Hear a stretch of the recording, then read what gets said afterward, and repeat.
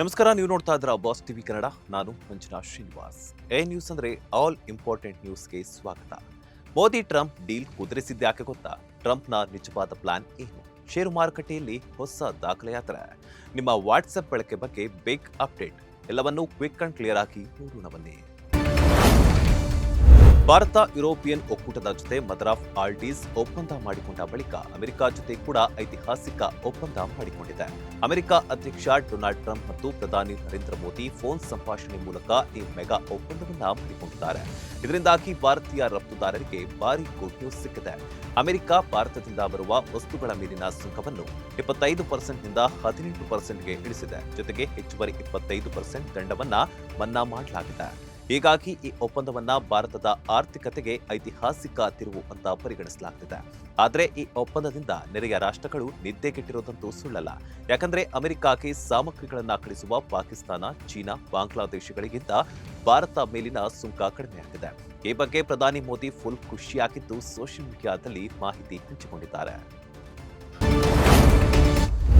ಭಾರತ ಮತ್ತು ಅಮೆರಿಕ ಏನೋ great deal ಮಾಡಿಕೊಂಡಿದೆ. ಆದರೆ ಇದರಿಂದ ಯಾರಿಗೆ ಅತಿ ಹೆಚ್ಚು ಲಾಭ ಅನ್ನೋದು ಭಾರಿ ಕುತೂಹಲ ಮೂಡಿಸಿದೆ. ಇಂಡಿಯಾ ಜೊತೆಗಿನ ಸತತ ಟ್ಯಾರಿಫ್ ವಾರ್ ಬಳಿಕ ಟ್ರಂಪ್ ಕೊನೆಗೂ ಸುಂಕ ಕಡಿಮೆ ಮಾಡಿದ್ದಾರೆ. ಆದರೆ ಕೆಲವೊಂದು ಷರತ್ತುಗಳನ್ನು ಕೂಡ ವಿಧಿಸಿದ್ದಾರೆ. ಭಾರತ ಇನ್ಮುಂದೆ ರಷ್ಯಾದಿಂದ ಕಚ್ಚಾ ತೈಲ ಖರೀದಿಸುವುದನ್ನ ಬಿಡಬೇಕು. ಬದಲಾಗಿ ಇಂಧನದ ಅಗತ್ಯಗಳನ್ನೆಲ್ಲ ಅಮೆರಿಕ ಮತ್ತು ವೆನೆಜುವೆಲಾ ಪೂರೈಸಲಿದೆ. ಆದರೆ ರಷ್ಯಾ ಮಾತ್ರ ಭಾರತ ಈ ಬಗ್ಗೆ ಸ್ಪಷ್ಟನೆ ಕೊಟ್ಟಿಲ್ಲ ಅಂತ ಹೇಳ್ತಿದೆ. ಇಷ್ಟೇ ಅಲ್ಲದೆ ಅಮೆರಿಕದ ಎಲ್ಲ ಉತ್ಪನ್ನಗಳ ಮೇಲಿನ ಸುಂಕವನ್ನ ಭಾರತ ಶೂನ್ಯಕ್ಕೆ ಇಳಿಸಲಿದೆ. ಜೊತೆಗೆ ಭಾರತವು ಮುಂದಿನ ವರ್ಷಗಳಲ್ಲಿ ಯುಎಸ್ನಿಂದ $500 ಬಿಲಿಯನ್ ಮೌಲ್ಯದ ಇಂಧನ, ತಂತ್ರಜ್ಞಾನ, ಕಲ್ಲಿದ್ದಲು ಮತ್ತು ಕೃಷಿ ಉತ್ಪನ್ನಗಳನ್ನು ಖರೀದಿ ಮಾಡಲಿದೆ. ಇತ್ತ ಭಾರತಕ್ಕೂ ಕೂಡ ಕೆಲವೊಂದಿಷ್ಟು ಲಾಭಗಳಿವೆ. ಅಮೆರಿಕ ಸುಂಕ ಕಡಿತದಿಂದ ಭಾರತೀಯ ಉಡುಪುಗಳು ಅಮೆರಿಕದಲ್ಲಿ ಅಗ್ಗವಾಗಲಿದೆ. ಅಮೆರಿಕದ ಮಾರುಕಟ್ಟೆಯಲ್ಲಿ ಭಾರತೀಯ ಜೆನೆರಿಕ್ ಔಷಧಿಗಳು ಮತ್ತಷ್ಟು ಬಲಗೊಳ್ಳುತ್ತವೆ. ಭಾರತೀಯ ಆಟೋ ಬಿಡಿಭಾಗ ತಯಾರಕರಿಗೆ ಹೆಚ್ಚು ಲಾಭವಾಗಲಿದೆ. ಆಭರಣ ಮತ್ತು ಚರ್ಮದ ಉತ್ಪನ್ನಗಳ ಮೇಲಿನ ಸುಂಕ ಕಡಿತವು ಕೈಗಾರಿಕೆಗಳಿಗೆ ಗಮನಾರ್ಹ ಪರಿಹಾರವನ್ನ ನೀಡಲಿವೆ. ಹೀಗಾಗಿ ನಿಜವಾಗಿಯೂ ಮಂಡಿಯೂರಿದ್ದು ಭಾರತವ ಅಥವಾ ಅಮೆರಿಕಾನ ಅಂತ ಚರ್ಚೆಯಾಗ್ತಿದೆ. ಒಂದ್ ಕಡೆ ಭಾರತ ಮತ್ತು ಅಮೆರಿಕ ಐತಿಹಾಸಿಕ ಡೀಲ್ ಮಾಡಿಕೊಂಡ್ರೆ ಮತ್ತೊಂದು ಕಡೆ ಭಾರತೀಯ ಷೇರು ಮಾರುಕಟ್ಟೆ ತೀವ್ರ ಜಿಗಿತ ಕಂಡುಬಂದಿದೆ. ಸೆನ್ಸೆಕ್ಸ್ ಮತ್ತು ನಿಫ್ಟಿ ಸೂಚ್ಯಂಕ ಬಂಪರ್ ಏರಿಕೆ ಕಂಡಿದೆ. ಮಂಗಳವಾರ ಬೆಳಗ್ಗೆ ದಿನದ ವಹಿವಾಟು ಶುರುವಾಗುತ್ತಿದ್ದಂತೆ ಸೆನ್ಸೆಕ್ಸ್ 3648 ಪಾಯಿಂಟ್ಸ್ ಏರಿಕೆ ಕಂಡಿತು. ಇದರಿಂದ ಶೇಕಡ 4.47 ಏರಿಕೆ ದಾಖಲಿಸಿ 85,314 ಪಾಯಿಂಟ್ ತಲುಪಿತ್ತು. ಅದೇ ರೀತಿ ನಿಫ್ಟಿ 50 ಸೂಚ್ಯಂಕವು ಕೂಡ 1220 ಪಾಯಿಂಟ್ಸ್ ಏರಿಕೆ ಕಂಡು ಶೇಕಡ 4.86 ಜಿಗಿತ ದಾಖಲಿಸಿದೆ. ಇದರೊಟ್ಟಿಗೆ ನಿಫ್ಟಿ ಬರೋಬ್ಬರಿ 26,038 ಪಾಯಿಂಟ್ ತಲುಪಿದ್ದು ಸ್ಪೆಷಲ್. ಸೆನ್ಸೆಕ್ಸ್ ದಿನದಂತ್ಯಕ್ಕೆ 2,072 ಪಾಯಿಂಟ್ಸ್ ಏರಿಕೆ ಕಂಡು 83,739ಕ್ಕೆ ಹಾಗೂ ನಿಫ್ಟಿ 639 ಅಂಕ ಏರಿಕೆ ಕಂಡು 25,727ಕ್ಕೆ ವಹಿವಾಟು ಕೊನೆಗೊಳಿಸಿದವು. ಕೇಂದ್ರ ಬಜೆಟ್ ಬಳಿಕ ಷೇರು ಮಾರುಕಟ್ಟೆ ಭಾರಿ ಕುಸಿತ ಕಂಡಿತ್ತು. ಆದರೆ ಭಾರತ ಅಮೆರಿಕ ವ್ಯಾಪಾರ ಒಪ್ಪಂದ ಹೊಸ ಚೈತನ್ಯ ತುಂಬಿದೆ. ಮುಂಬೈ ಷೇರು ಮಾರುಕಟ್ಟೆಯ ವಹಿವಾಟಿನಲ್ಲಿ ಎಲ್ಲಾ ವಲಯಗಳು ಹಸಿರು ಬಣ್ಣದಲ್ಲಿ ತೆರೆದುಕೊಂಡಿದೆ. ಇದು ಷೇರು ಮೌಲ್ಯದ ಏರಿಕೆ ಸಂಕೇತವಾಗಿದ್ದು ಹೂಡಿಕೆದಾರರಂತೂ ಫುಲ್ ಖುಷಿಯಾಗಿದ್ದಾರೆ. ಪ್ರೈವಸಿ ವಿಚಾರವಾಗಿ ಮೆಟಾ ಸಂಸ್ಥೆಯನ್ನ ಸುಪ್ರೀಂ ಕೋರ್ಟ್ ತೀವ್ರ ತರಾಟೆಗೆ ತೆಗೆದುಕೊಂಡಿದೆ. ನೀವು ಭಾರತೀಯ ಬಳಕೆದಾರರ ಗೌಪ್ಯತೆಯೊಂದಿಗೆ ಆಟ ಆಡಬೇಡಿ. ನಮ್ಮ ಡೇಟಾದ ಸಿಂಗಲ್ ಡಿಜಿಟ್ ಪಡೆಯಲು ಕೂಡ ನಿಮಗೆ ಅವಕಾಶ ಕೊಡಲ್ಲ. ಗೌಪ್ಯತೆ ಉಳಿಸೋದಕ್ಕೆ ಆಗಲ್ಲ ಅಂದ್ರೆ ಭಾರತದಿಂದ ತೊಲಗಿ ಅಂತ ವಾಟ್ಸ್ಆಪ್ನ ಮಾತೃ ಸಂಸ್ಥೆಯಾದ ಮೆಟಾಗೆ ಸುಪ್ರೀಂ ಕೋರ್ಟ್ ಚಾಟಿ ಬೀಸಿದೆ. ವಾಟ್ಸ್ಆಪ್ನ 2021ರ ಪ್ರೈವಸಿ ಪಾಲಿಸಿ ಅರ್ಜಿ ವಿಚಾರವಾಗಿ ಅರ್ಜಿಯೊಂದನ್ನು ಸುಪ್ರೀಂ ಕೋರ್ಟ್ ವಿಚಾರಣೆ ನಡೆಸುವ ವೇಳೆ ಈ ಅಭಿಪ್ರಾಯ ವ್ಯಕ್ತಪಡಿಸಿದೆ.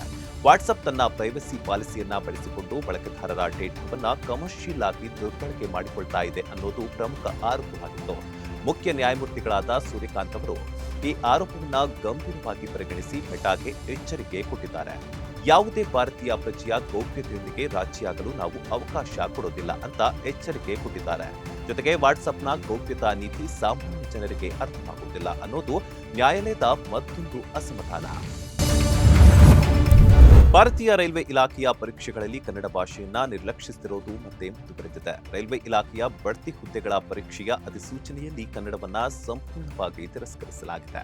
ಪರೀಕ್ಷಾರ್ಥಿಗಳು ಕಡ್ಡಾಯವಾಗಿ ಇಂಗ್ಲಿಷ್ ಅಥವಾ ಹಿಂದಿ ಭಾಷೆಯಲ್ಲೇ ಪರೀಕ್ಷೆ ಬರೆಯಬೇಕು ಎಂಬ ಅಧಿಸೂಚನೆ ಹೊರಡಿಸಲಾಗಿದೆ. ಹೀಗಾಗಿ ಪ್ರಾದೇಶಿಕ ಭಾಷೆಯಲ್ಲಿ ಪರೀಕ್ಷೆ ಬರೆಯುವ ಕನಸು ಕಂಡಿದ್ದವರಿಗೆ ಆಘಾತ ಎದುರಾಗಿದೆ.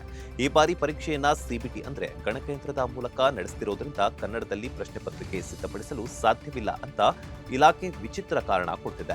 ತಂತ್ರಜ್ಞಾನ ಇಷ್ಟೊಂದು ಮುಂದುವರೆದಿದ್ರೂ ಕನ್ನಡದಲ್ಲಿ ಪರೀಕ್ಷೆ ನಡೆಸಲು ಸಾಧ್ಯವಿಲ್ಲ ಅನ್ನುವ ಇಲಾಖೆಯ ಉತ್ತರ ತಮಾಷೆಯಾಗಿದೆ ಅಂತ ಪರೀಕ್ಷಾರ್ಥಿಗಳು ಬೇಸರ ಹೊರಹಾಕಿದ್ದಾರೆ. ರೈಲ್ವೆ ಇಲಾಖೆಯ ಧೋರಣೆಯಿಂದ ಸಾವಿರಾರು ಅಭ್ಯರ್ಥಿಗಳು ಕಂಗಾಲಾಗಿದ್ದಾರೆ. ಆದಿತ್ಯದ ನಿರ್ದೇಶನ ರಣವೀರ್ ಸಿಂಗ್ ಅಭಿನಯದ ದುರಂಧರ್ 2025ರಲ್ಲಿ ಬಿಗ್ಗೆಸ್ಟ್ ಹಿಟ್ ಆಗಿ ಬಾಕ್ಸ್ ಆಫೀಸ್ ಕೊಳ್ಳೆ ಹೊಡೆದಿತ್ತು. ಇದೀಗ ಅದರ ಸೀಕ್ವೆಲ್ ದುರಂಧರ್ 2 ರಿಲೀಸ್ಗೆ ರೆಡಿಯಾಗಿದೆ. ಮಂಗಳವಾರದಂದು ಇದರ ಪೋಸ್ಟರ್ ಬಿಡುಗಡೆಯಾಗಿದ್ದು ಮಾರ್ಚ್ 19ರಂದು ಸಿನಿಮಾ ರಿಲೀಸ್ ಆಗುವುದು ಕನ್ಫರ್ಮ್ ಆಗಿದೆ.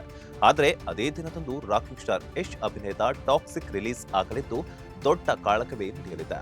ಈಗಾಗಲೇ ಟಾಕ್ಸಿಕ್ ಟೀಸರ್ ಮೂಲಕ ಸಾಕಷ್ಟು ಹವಾ ಎಬ್ಬಿಸಿದೆ. ಆದರೆ ದುರಂಧರ್ ಕೂಡ ಕಡಿಮೆ ಏನಿಲ್ಲ. ಹಿಂದಿ, ತೆಲುಗು, ತಮಿಳು, ಮಲಯಾಳಂ ಜೊತೆಗೆ ಕನ್ನಡದಲ್ಲೂ ರಿಲೀಸ್ ಆಗ್ತಿದೆ. ಈ ಮೂಲಕ ದುರಂಧರ್ ಕರ್ನಾಟಕದ ಮಾರ್ಕೆಟ್ಗೂ ಎಂಟ್ರಿ ಕೊಟ್ಟಿದ್ದು ಟಾಕ್ಸಿಕ್ಗೆ ಟಫ್ ಫೈಟ್ ಎದುರಾಗುವ ಸಾಧ್ಯತೆ ಇದೆ. ನೋಡಿದ್ರಲ್ಲ, ಇದಾಗಿತ್ತು ಎ ನ್ಯೂಸ್ ಅಂದ್ರೆ ಆಲ್ ಇಂಪಾರ್ಟೆಂಟ್ ನ್ಯೂಸ್ ನ ಬಿಗ್ಗೆಸ್ಟ್ ಅಪ್ಡೇಟ್ಸ್. ಮತ್ತಷ್ಟು ಇಂಟ್ರೆಸ್ಟಿಂಗ್ ಅಪ್ಡೇಟ್ಸ್ ಒಂದಿಗೆ ಮತ್ತೆ ಸಿಗ್ತೀನಿ. ಅಲ್ಲಿವರೆಗೂ ನೋಡ್ತಾನೆ ಇರಿ ಬಾಸ್ ಟಿವಿ ಕನ್ನಡ. ಲೇಟೆಸ್ಟ್ ಹಾಗೂ ಇಂಟ್ರೆಸ್ಟಿಂಗ್ ಸುದ್ದಿಗಳಿಗಾಗಿ ಬಾಸ್ ಟಿವಿ ಕನ್ನಡ ಚಾನೆಲ್ನ ಸಬ್ಸ್ಕ್ರೈಬ್ ಮಾಡಿ. ಹಾಗೆಯೇ ಬೆಲ್ ಐಕಾನ್ ಪ್ರೆಸ್ ಮಾಡಿ. ಇದರ ಜೊತೆಗೆ ಫೇಸ್ಬುಕ್, ಇನ್ಸ್ಟಾಗ್ರಾಮ್, ಎಕ್ಸ್ ನಲ್ಲೂ ಮಿಸ್ ಮಾಡದೆ ಫಾಲೋ ಮಾಡಿ.